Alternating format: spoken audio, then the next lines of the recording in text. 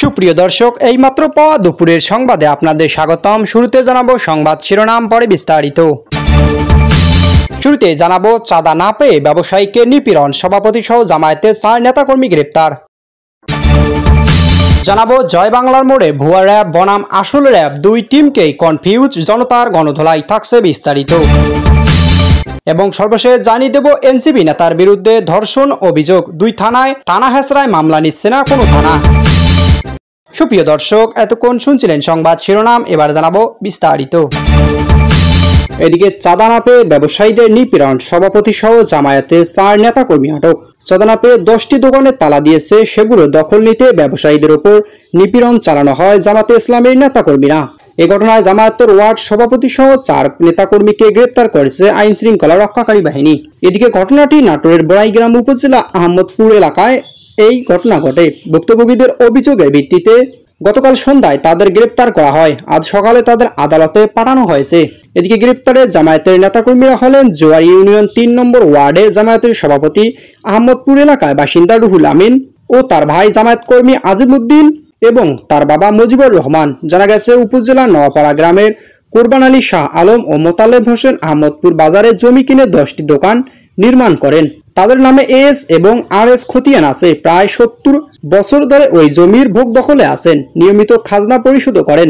এদিকে আজ রুহুল আমিন, আজিমউদ্দিন, হায়দার আলী, মুজিবুর রহমান জামায়াত শিবিরের 40 থেকে 45 জন অস্ত্রধারী সন্ত্রাসী লাঠিসোঁটা নিয়ে বাজারে গিয়ে দোকান প্রতি মাসে 5000 টাকা করে চাঁদা দেওয়ার জন্য কোরবান আলীতে হুমকি দেন। এ সময় ভুক্তভোগীরা তাদের এমন দাবির প্রতিবাদ করেন, চাঁদা দিতে অস্বীকৃতি জানান। এতে যুদ্ধাপরাধী জামাতে ইসলামী ও তাদের সন্ত্রাসী বাহিনীর গুপ্ত সংগঠন শিবিরে সন্ত্রাসীরা দোকান ঘরে তালা লাগিয়ে দেন।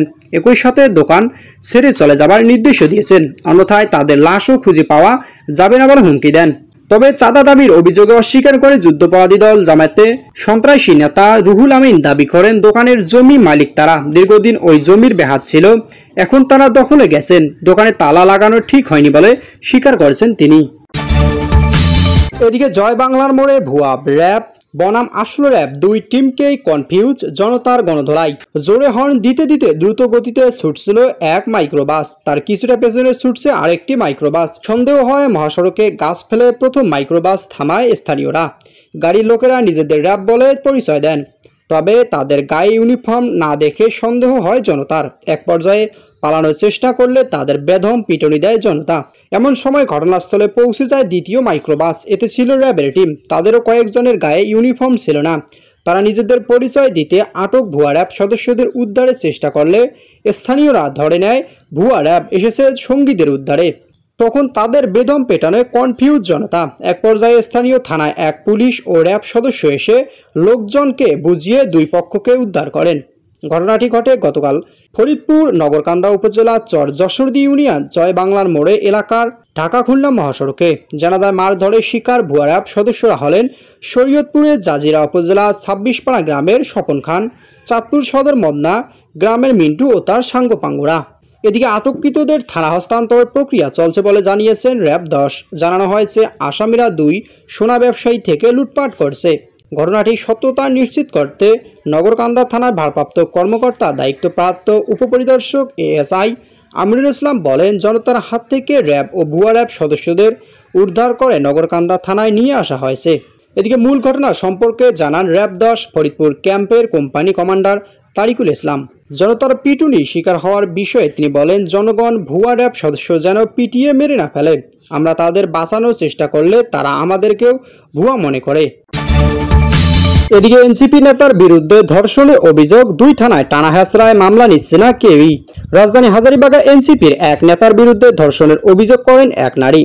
এ ঘটনার ভুক্তভোগী নারীর পক্ষে হাজারীবাগ থানায় মামলা করতে গেলে থানায় মামলা নিচ্ছে না বলে অভিযোগ করেছেন ভুক্তভোগীরা। তবে পুলিশ বলছে এই ঘটনায় পুলিশ বাদী হয়ে একটি সাধারণ ডায়েরি জিডি করছে। প্রাথমিক তদন্তে ঘটনার সত্যতা পাওয়া গেলে মামলা নেওয়া হবে। ধর্ষণের দায়ে অভিযুক্ত হাজারীবাগ থানায় এনসিপির সাংগঠনিক সম্পাদক শাহাদাত হোসেন রোহান। হাজারীবাগ থানায় মামলা করতে যান ভুক্তভোগী নারী ভগ্নিপতি। তিনি জানান 8 বছর ধরে রোহানের সঙ্গে তার শেলিকার সম্পর্ক। গত জুনে তার শেলিকাকে ধর্ষণ করেন তিনি।